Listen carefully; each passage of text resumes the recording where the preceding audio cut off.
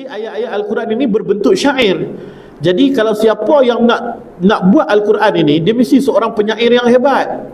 Sedangkan Rasulullah SAW ini seorang ummi yang tidak tahu membaca, tidak tahu menulis, tiba-tiba boleh membacakan syair yang begitu hebat. Maka Allah Ta'ala pun beritahu, wa ma huwa biqauli syair. Ini bukan perkataan seorang penyair.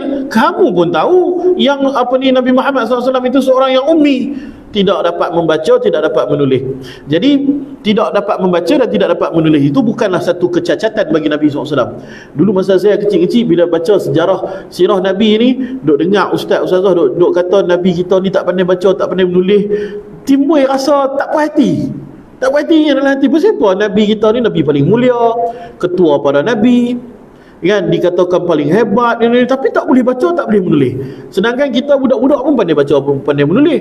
Persoalan tu bermain-main dalam fikiran, tapi tak terluah, tak tahu apa jawapan dia. Bila dah besar, mengaji, masuk pondok, madrasah apa semua, mengaji tafsir, barulah faham sebenarnya tak pandai membaca dan tak pandai menulis itu adalah kemuliaan kepada Nabi Muhammad SAW, bukan satu kecacatan. Dia adalah satu kemuliaan. Yang pertama sekali, kenapa Nabi tak boleh membaca dan tak boleh menulis?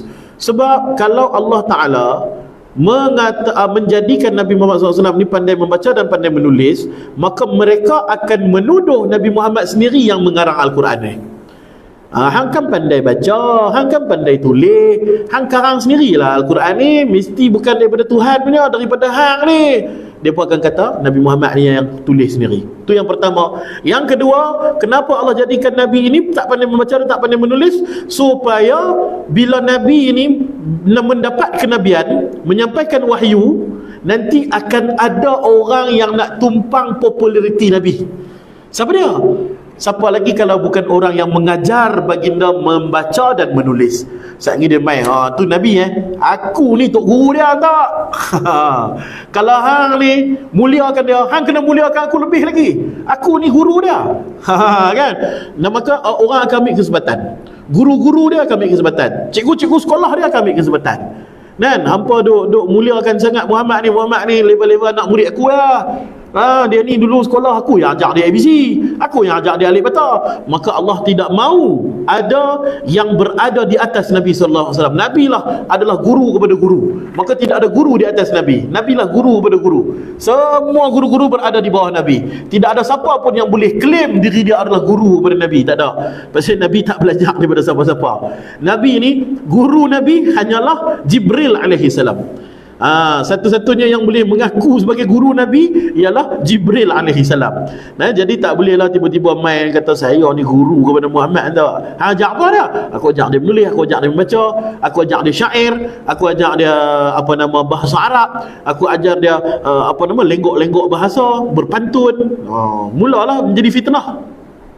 Dan ketiga, kenapa Nabi dijadikan tidak boleh membaca dan tidak boleh menulis adalah untuk membuktikan bahawa Al-Quran itu benar-benar daripada Allah. Membuktikan itu satu bukti. Sebab apa? Nabi tak boleh baca dan tak boleh menulis, tetapi Al-Quran yang dibacakan oleh Rasulullah mempunyai ketinggian bahasa yang begitu hebat. Sampaikan kalau lah zaman tu ada PhD sastra lah kata, yang buat kajian pasal syair-syair ni pun semua, mereka pun kalau macam mana orang boleh buat satu puisi, satu syair yang begitu hebat, sedangkan hang ni tak erti membaca, tak erti menulis. Itu menunjukkan bahawa syair-syair ini, ayat-ayat Al-Quran ini bukan datang daripada Nabi, tetapi datang daripada Allah. Nabi cuma menyampaikan. Jadi keadaan Nabi tidak boleh membaca dan tidak boleh menulis itu menjadi bukti menyebabkan orang-orang kafir musyrikin terbungkam diam. Aku nak kata dia menulis pun dia tak pandai menulis, aku nak kata dia yang karang syair ni pun dia bukannya ada tok guru, ada cikgu, dia bukan masuk sekolah mana-mana, dia bukannya penyair, dia bukannya ini. Lah dia pun panggil apa kat Nabi? Dia pun kata dia kena rasuk dengan setan. Ada setan pandai syair masuk kepada Nabi Muhammad SAW dan membacakan ayat-ayat Al-Quran tu. Itu dia pun boleh kata.